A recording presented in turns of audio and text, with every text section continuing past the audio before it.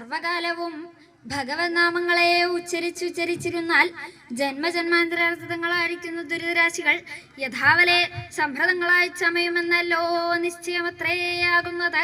സ വാസുദേവ പായാൽ അവണ്ണമെല്ലാം ഇരിക്കുന്ന ഭഗവാൻ വാസുദേവൻ ഭവാന്മാരെ രക്ഷിക്കട്ടെ.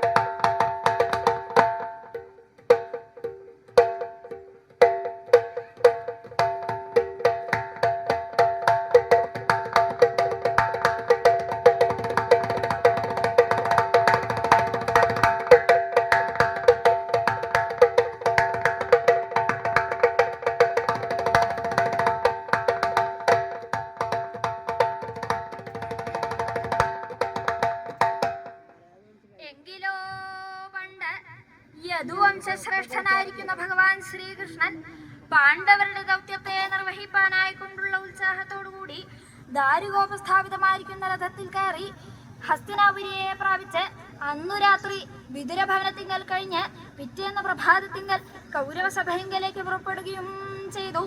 ആ സമയത്ത് കൗരവ ചക്രവർത്തി ദുര്യോധനൻ സഭാവാസികളോടായിക്കൊണ്ട് ഈ വണ്ണം പറയൂതം ചെയ്തു.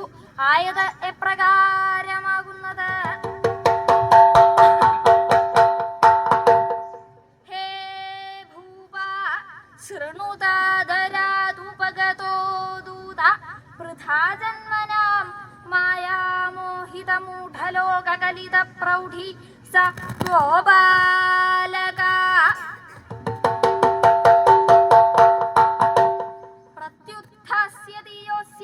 ദാസ്യതി സമേദണ്ഡ്യ സുവർണമിദം ഭാരദ്വാദശകേന ശാസന നിരാകർത്താ ജഗത്യാമിതി.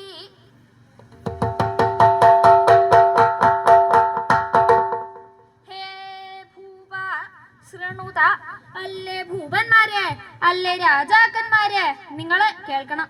നിങ്ങള് ഞാൻ പറയണ കാര്യങ്ങള്, എന്റെ വാക്കുകള് കേൾക്കണം. ഈ കേൾക്കണം എന്ന് പറയല് പലതരത്തിലാവാം അല്ലേ? എങ്ങനെയാ?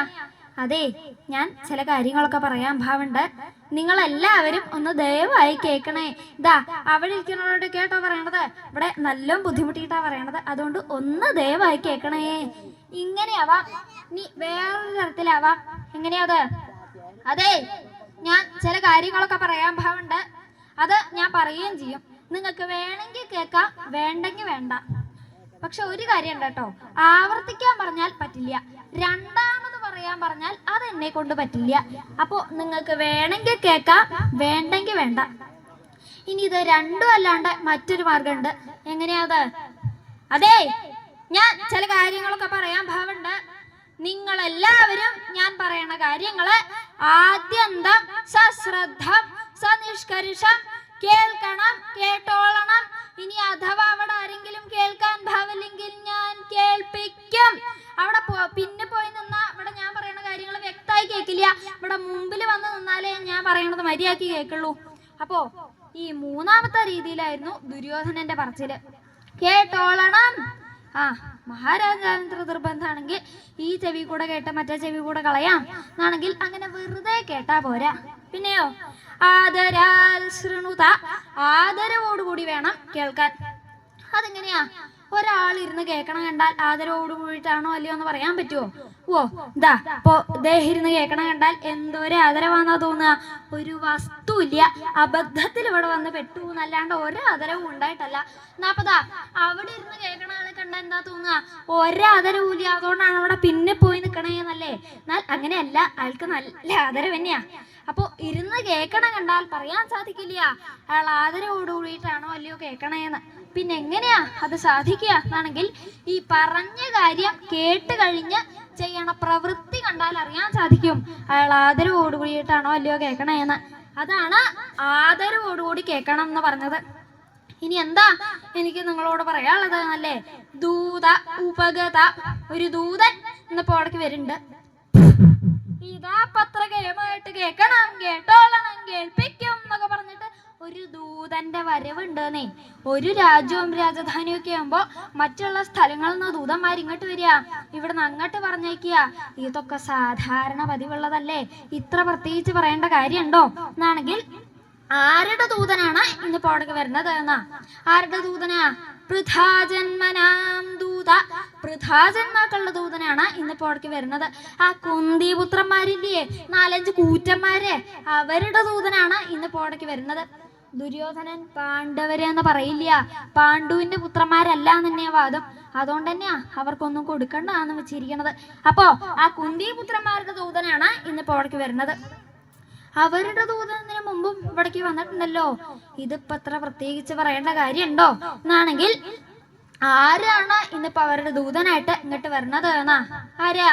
സ ഗോപാലക. ആ ഗോപാലകനാണ് ഇന്നിപ്പോ അവരുടെ ദൂതനായിട്ട് ഇങ്ങോട്ട് വരുന്നത്. ആ ഗോപാലകൻ എന്ന് പറഞ്ഞാൽ അവനെ അറിയാതെ കണ്ടെന്ന് ആരും ഇല്ല എന്ന് വേണം പറയാൻ. ആ കൃഷ്ണൻ കൃഷ്ണൻ എന്നൊക്കെ പറയണില്ലേ, ഒരു വഷളൻ, കള്ളൻ, ആ കാലുകളൊക്കെ മേച്ച് നടന്നിരുന്നില്ലേ, ഒരു യാദവൻ. കുട്ടിക്കാലം തൊട്ട് അവന്റെ ശീലം എന്താ?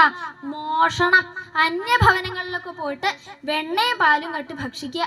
ഇതായിരുന്നു കുട്ടിക്കാലത്ത് അവന്റെ ശീലം. അന്ന് സാരില്ല, കുട്ടിയല്ലേ ഉണ്ണിയല്ലേ എന്ന് വിചാരിച്ച് അതാരും ഗൗനിച്ചില്ല. അപ്പോ ഇത് അവൻ തരാക്കി. പിന്നെ അവൻ ആ ശീലം, ആ മോഷണം അങ്ങോട്ട് മാറ്റണ്ടായില്ല. അപ്പോ ഈ ഉണ്ണികൃഷ്ണനെ പോറ്റി വളർത്തിയോര് ഈ ഉണ്ണികൃഷ്ണനെ പോറ്റി വളർത്തി വഷളാക്കി എന്ന് വേണം പറയാൻ. അവരെ വേണം ശകാരിക്കാൻ. മാത്രല്ല ഇവൻ സമർത്ഥനായോണ്ട് കക്കാൻ മാത്രല്ല നിക്കാനും പഠിച്ചു. താൻ കക്കണേന്റെ ഒരു പങ്ക് തന്റെ കൂട്ടുകാർക്കും തന്റെ സഖാക്കൾക്കും കൊടുക്കും. അത് വെണ്ണയായാലും പാലായാലും എന്തായാലും അവർക്കും കൊടുക്കും. അപ്പൊ ആക്ഷേപം ഉണ്ടായിരുന്നില്ല. എന്നാൽ ഇവൻ എങ്ങനെയാ ഈ കളവുകളൊക്കെ നടത്താൻ സാധിച്ചത് എന്നാണെങ്കിൽ അവന്റെ പേരെന്നെ മതിയിലോ. എന്താ? വാസുദേവൻ. വാസു കൊണ്ട് ദേവനം ചെയ്യുന്നവെന്നാണ് അവന്റെ പേരിന്റെ അർത്ഥം. വാസു എന്ന് പറഞ്ഞാൽ മായ. ആ മായ കൊണ്ട് കളിക്കുന്നവെന്നാണ് ഇവന്റെ പേരിന്റെ അർത്ഥം. ആ വാസുവിന്റെ സഹായത്തോടെയാണ് ഈ ഉണ്ണികൃഷ്ണൻ എല്ലാ മോഷണങ്ങളും നടത്തിയത് എന്ന് വേണം പറയാൻ. ആ കൃഷ്ണനാണ് ഇന്ന് പുറത്തേക്ക് വരുന്നത്. അപ്പൊ സംശയിക്കുണ്ടാവും, അങ്ങനെ വഷളനായിട്ടുള്ള ഒരാളാണെങ്കിൽ ഈ സഭയിലേക്ക് വരാൻ പറ്റുമോ? ഇത് ഏതാ സഭ? കൗരവ സഭ, ഭാരത സഭ. ഈ സഭയിലേക്ക് അങ്ങനെ ഒരു വഷളന് കയറി വരാൻ പറ്റുമോ എന്നാണെങ്കിൽ ഇപ്പൊ കുറച്ച് എങ്ങനെയായി തുടങ്ങിയിട്ടുണ്ട് അല്ലേ. ഏത് വഷളനും കയറി ഇരിക്കാൻ പറ്റണതാ നമ്മുടെ സഭ എന്നാ ഇപ്പോഴത്തെ അവസ്ഥ. ഭൂരിപക്ഷത്തിനാണല്ലോ ഇപ്പൊ വില. മഹാഗേമനായിട്ടുള്ള ഒരാള് ഗേമൻ എന്ന് പറയാൻ 4 ആളെ ഉണ്ടാവുള്ളൂ. അയാൾക്ക് എവിടെയും പോവാനും പറ്റില്ല, അയാളെ എവിടെയും പറഞ്ഞയക്കൂല. എന്നാൽ 60 വർഷനായിട്ടുള്ള ഒരാളുടെ പിന്നിൽ ജയ പാടാൻ 1000കണക്കിന് ആൾക്കാരും കൂടെ കൂടും. എന്നാൽ ആൾക്ക് എവിടെയും പോവുകയും ചെയ്യാം, അയാളെ എവിടെയും പറഞ്ഞയക്കുകയും ചെയ്യും. ഇപ്പോ നമ്മുടെ സഭയിലുള്ളവരൊക്കെ യോഗ്യന്മാരാന്ന് വല്ല വിചാരമുണ്ടോ? ഉണ്ടെങ്കിൽ അതൊക്കെ വെറുതെ ആട്ടോ. ഏത് വഷളനും കയറിയിരിക്കാൻ പറ്റണതാ നമ്മുടെ സഭ എന്നാ ഇപ്പോഴത്തെ അവസ്ഥ. അപ്പൊ സംശയിക്കുണ്ടാവും, അങ്ങനെ വഷളനായിട്ടുള്ള ഒരാളാണെങ്കിൽ അയാളുടെ പിന്നിൽ എങ്ങനെയാ ഇത്ര അനവധി ആൾക്കാർ കൂടുക എന്നാണെങ്കിൽ ഇവന് ചില ശക്തികളൊക്കെ ഉണ്ട്. മായ കൊണ്ടോ മോഹിതങ്ങളായിട്ടുള്ള മൂഢലോകങ്ങളാൽ കലിതയായിട്ടുള്ള പ്രൗഢിയോടുകൂടിയവനാണ് ഈ ഗോപാലകൻ. ഇവന് ചില മായാശക്തികളൊക്കെ ഉണ്ട്. ഈ മായാശക്തികൾക്ക് അധീനരായിട്ടുള്ള വിഡ്ഢികളായിട്ടുള്ള ജനങ്ങളാണ് കൃഷ്ണൻ ഗേമനാണ് എന്തിനധികം ഭഗവാനാണ്, ഈശ്വരനാണെന്നൊക്കെ പറഞ്ഞ് നാമം ജപിച്ചു തുടങ്ങി ഉണ്ടെന്ന് കേൾക്കാണ്ട് ആ കൃഷ്ണനാണ് ഇന്നിപ്പോ അവിടേക്ക് വരുന്നത്. വന്നോട്ടെ പൊക്കോട്ടെ, അതിനങ്ങനെ ഒരു ആമുഖത്തിന്റെ ആവശ്യമുണ്ടോ എന്നാണെങ്കിൽ എനിക്കിപ്പോ അവൻ വരുന്നുണ്ട് എന്നുള്ളതല്ല നിങ്ങളോട് പറയാനുള്ളത്. പിന്നെയോ അവൻ വരുന്ന സമയത്ത് നിങ്ങൾ എന്താ ചെയ്യേണ്ടത് എന്നാ. യോഗ്യന്മാരായിട്ടുള്ള ഭൂമിപാലന്മാരുടെ ഇടയിലേക്ക് ഒരു പശുപാലം കടന്നു വന്നാൽ അവനെ എന്താ വേണ്ടത്? അപമാനിച്ചങ്ങടയക്കണം, അതാ വേണ്ടത്. അതുകൊണ്ട് അല്ലേ രാജാക്കന്മാര്, നിങ്ങളാരും കൃഷ്ണൻ വരുന്ന സമയത്ത് ഇരുന്ന സ്ഥലത്ത് നിന്ന് എണീറ്റ് അവനെ മാനിക്കരുത്. എന്നാൽ ഈ മാനിക്കരുത് എന്നൊക്കെ പറഞ്ഞാൽ പലതരക്കാരുണ്ടാവും അല്ലേ. ഒരു പക്ഷം മാത്രമല്ലല്ലോ, പ്രതിപക്ഷം ഉണ്ടാവൂലോ.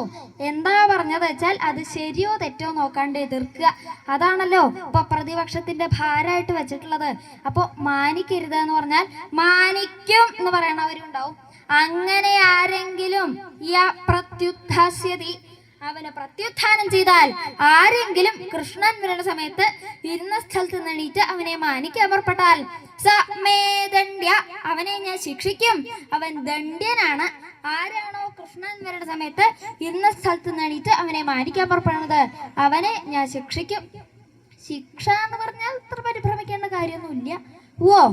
ഒരാള് വരുമ്പോ ഒന്ന് നീറ്റു എന്നുള്ളതിന് വധശിക്ഷ ഒന്നും ഉണ്ടാവില്ല. പിന്നെ കാരാഗ്രഹവാസം, അതാണല്ലോ ഇപ്പൊ വലിയ ശിക്ഷയായിട്ട് നിരീക്ഷിച്ചിരിക്കണത്.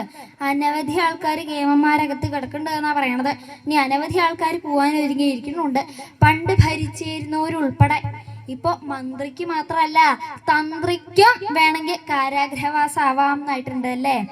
അപ്പോ കാരാഗ്രഹവാസം എന്ന് പറഞ്ഞാൽ പരിഭ്രമിക്കേണ്ട കാര്യമൊന്നുമില്ല. ഇപ്പൊ പുറത്തേക്കാ സുഖം അകത്താന്നാ കേൾക്കണത്. കാരാഗ്രഹത്തിലെ പരമസുഖാന്നാ കേൾക്കണത്. പുറത്ത് വെച്ച് തരാവാത്ത കാര്യങ്ങൾ കൂടി അകത്ത് വെച്ച് രഹസ്യമായിട്ട് തരാമെന്ന് കേൾക്കണ്ട്. മാത്രല്ല കാരാഗ്രഹവാസത്തിന്റെ ഇടയ്ക്ക് ഒന്ന് പുറത്തു പോയി വരണച്ചാൽ അതിനും അവിടെ സൗകര്യം കിട്ടും എന്ന് കേൾക്കാണ്ട്. അപ്പൊ കാരാഗ്രഹവാസം എന്ന് പറഞ്ഞാൽ പരിഭ്രമിക്കേണ്ട കാര്യമൊന്നുമില്ല എന്നാണെങ്കിൽ അതല്ല എന്റെ ശിക്ഷ. പിന്നെയോ സമേ സുവർണം ദാസ്യതി, എനിക്ക് സുവർണം തരണം, അതാണ് എൻ്റെ ശിക്ഷ. അപ്പൊ എനിക്ക് സ്വർണം തരണം, അതാണ് എൻ്റെ ശിക്ഷ. അപ്പോഴും ചിലർ നീറ്റൂന്ന് വരും. പിറ്റേ ദിവസം താനെന്താ അവിടെ നിന്ന് പരിങ്ങണത്? അല്ല, ഞാൻ കൊണ്ടുവന്നിട്ടുണ്ട്. ആരേ? ആളല്ല, സാധന. സാധനോ? എന്ത് സാധനം? സ്വർണം. സ്വർണോ? തട്ടാനാ? തട്ടാനല്ല, അവിടെ തരാനാ. അല്ല, ഞാൻ ആഭരണം പണിയൊന്നും പറഞ്ഞിരുന്നില്ല. അതല്ല, ഞാൻ നല്ല കൃഷ്ണൻ വന്നപ്പോൾ നീറ്റു. ശിക്ഷ അല്ലേ, എന്നാ അവിടെ വെക്കാം. അങ്ങനെ പലരും കൊണ്ടുവരും. അപ്പൊ ഒരു വിദ്വാൻ, താനെന്താ അവിടെ അങ്ങനെ പോയി നിൽക്കണത്? അല്ല, ഞാൻ കൊണ്ടുവന്നിട്ടുണ്ട്. ആരേ? ആളില്ല, സാധനം. സ്വർണം. ശിക്ഷ അല്ലേ, എന്നാ അവിടെ വെക്കാം. വെച്ചിട്ടുണ്ട്, സ്വീകരിക്കണം. നീ തന്നെ സ്വീകരിക്കാൻ വേണോ? എന്നെ അല്ലാതെ സ്വർണം സ്വീകരിക്കണം. സ്വർണം ഇവിടെ വെക്കൂ, ഇവിടെ വെച്ചാലല്ലേ സ്വീകരിക്കാൻ പറ്റുള്ളൂ. അല്ല, അവിടെ വെച്ചിട്ടുണ്ടതാ, സൂക്ഷിച്ചു നോക്കിയാൽ കാണാം. എൻ്റെ കണ്ണിന് അങ്ങനെ സൂക്ഷ്മക്കുറവൊന്നുമില്ല. താൻ വെറുതെ ഭോഷ്ക്ക് പറയരുത്. അതല്ല, ഈ വിരലിൻ്റെ അറ്റത്ത് നോക്കിയാൽ കാണാം. ഇതെന്താ? സ്വർണ്ണ. ഒട്ടും മാറ്റി പറയില്ല, നല്ല ശുദ്ധിയുള്ളതാ. ഇതിലിപ്പോ എത്ര ഉണ്ട് കൃത്യമായിട്ട് പറയാൻ വയ്യ. എന്തായാലും ഒരു കുന്നിക്കുരുവിന്റെ പത്തിലൊന്നും ഉണ്ടാവും തീർച്ച. അത്രേ ഉള്ളൂ. അല്ല, എത്ര വേണമെന്ന് പറഞ്ഞിട്ടില്ലല്ലോ, എനിക്ക് ഇത്ര കൊണ്ടുവരാൻ തോന്നിയുള്ളൂ എന്നാരെങ്കിലും നിരീക്കുകയാണെങ്കിൽ അതിനും ഞാൻ വ്യവസ്ഥ നിശ്ചയിച്ചിട്ടുണ്ട്. ഭാരദ്വാദശകേന മിതം സുവർണം ദാസ്യതി, 12 ഭാരം സ്വർണം വീതം എനിക്ക് തരണം. 12 ഭാരം എന്ന് പറഞ്ഞാൽ എത്രയാ നിശ്ചയുണ്ടോ? കണക്കിന്റെ കാര്യമൊക്കെ പരിങ്ങലാലേ. 12 പോട്ടെ, 1 ഭാരം എന്ന് പറഞ്ഞാൽ എത്രയാ? ഞാൻ തന്നെ പറയാവും ഭേദം അല്ലേ. 1 ഭാരം എന്ന് പറഞ്ഞാൽ 20 തുലാൻ. ഇപ്പൊ ഭാരം കൂടേണ്ടായത്.